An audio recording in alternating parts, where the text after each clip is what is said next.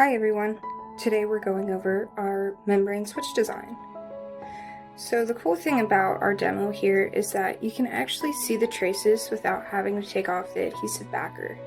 This one also comes with a printed antenna that you can see on the front.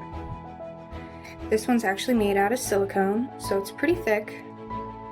Here's the connection tail. This is what connects to the rest of the device to make it work easily for the user. We can remove the adhesive backing. Here you can see all of our silver traces. The silver traces are super thin.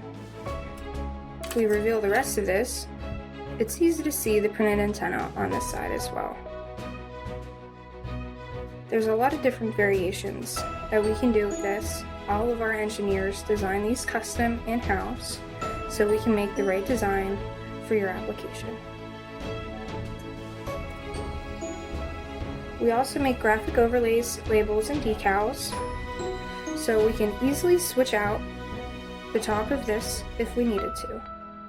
If we wanted to hide some of our traces, like how this one shows all of the printed antennas and the traces on the front, we can go ahead and cover that with another overlay. If you have any questions, please contact us.